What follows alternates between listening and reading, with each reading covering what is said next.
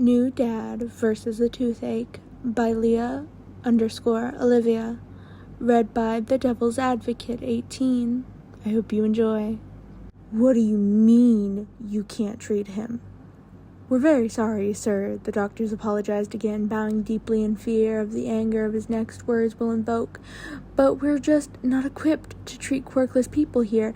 Their health problems require specialized care that we're not equipped to handle. Plus, your son's wisdom tooth is pre-quirk condition that is no longer relevant to the majority. Do you have a death wish? The villain cut off, his voice low and menacing, sending a chill to everyone present in the little hospital room.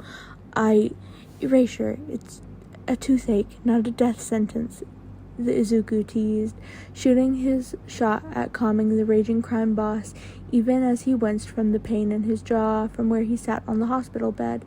He could tell that the villain was worried sick when the man didn't respond to his snark. It started quite innocently, he thinks, a subtle ache in his right jaw that was noticeable every now and then, more annoying than anything. Izuku ignored it, thinking it will go away on its own. After all, the occasional twinge hadn't caused him any trouble. He had no problem eating, and it did reliably went away after a bit, until it didn't. He remembered the night he woke up from the aching pain that encompassed his entire jaw. It hurt so badly his mouth felt numb. Nothing he did helped. Laying on the opposite side, keeping his mouth open, keeping it clenched shut, an ice pack, nothing, which led him to waking the mob boss he so happened to live with, who also happened to be his self-appointed father, against his will. Izuku had never seen the villain so frazzled. His usual mask of calm and collected indifference slipped to leaving him panicked over his son crying. The boy was never once cried since Shota adopted him. At least not in front of the man, much less actively seeking him out for comfort.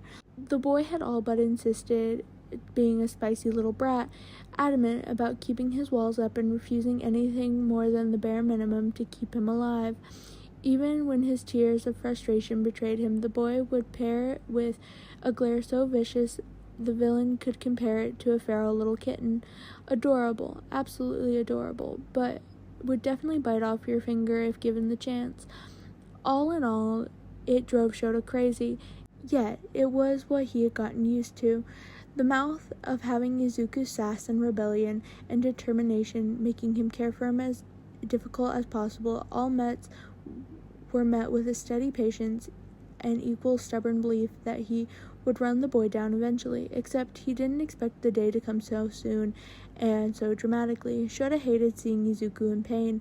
He felt so different, out of his depth, and he hated it. He wanted to hurt someone, to take his anger out on a poor soul that he could blame for his son's pain, but who was he to blame here? There was no one to punch, no one to put at the end of a barrel of his gun, no one to fix the problem, and he didn't know what to do.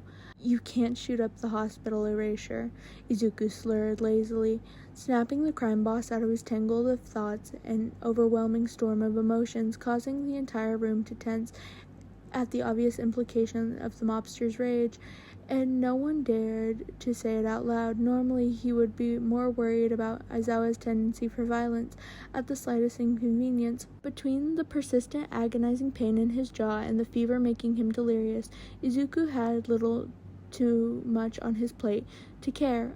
I know a place that can help, a meek voice spoke up, calling upon the glare of the very scary mobster boss. Izuku knows by now that Erasure has a resting "I will eat you" face, which has only gotten worse when he worries, but he can imagine how terrifying it would be to be on the receiving end of those eyes. The person who spoke up appears to be a young nurse, possibly a recent graduate. She's incredibly pale and fidgety while bracing herself to give the villain the address of the healthcare center that provides services for quirkless people. She has Izuku's respect. Unfortunately, he has tuned out the conversation when his jaw started to throb and throb and throb until the pain clouded his mind. Shota just about had all the information he needed to find the place that could help his son before the boy started to whine in pain, before, just as quickly, quieted down. He quickly scooped up his son, Izuku's eyes screwing shut as he curled into a ball as though to hide away from the hurt. Shota smoothed back the messy green curls to see the frown on Izuku's face, mostly smoothed out except for the little furrow between his brows. He refused to let Izuku down once they were in the car, cradling him as though he were a child much younger than he currently was, his mind running a million miles a minute. Izuku was quiet in his arms, his body tense as though keeping himself from making a sound. And don't children usually cry when they're in pain? Why was the kid forcing himself to suffer in silence as though he might be punished for it? You don't have to pretend you're fine, you know. It's okay not to be okay, Shota tried, his words stilled and awkward, not really expecting a reply, but surprised when the boy cracked his eyes open. But you worry and get uncomfortable because you don't know how to comfort people, Izuku croaked out, and Shota's heart cracked. Why was this child thinking about him in this situation? It's okay, really. Stop worrying about other people for once. You're just a kid. It's okay to be a kid. I can handle it, he rambled, trying to coax the kid from carrying it all on his own. Really? I promise, he vowed, silently as he watched the boy's eyes water, and Izuku finally let his brave facade crack open. Dad? Shota's breath stuttered. Yeah? Dad, it hurts, his son whined, sniffling pitifully. Shota's heart twisted painfully in his chest, as though this was the first time his son had called him dad, were under any circumstances. I know, he soothed, doing his best to keep his voice steady. I know. You'll be okay. Dad will make it better. Okay? This was New Dad versus a Toothache by Leah_Olivia, read by the Devil's Advocate 18. I hope you enjoyed this fluffy little fic. Until next time.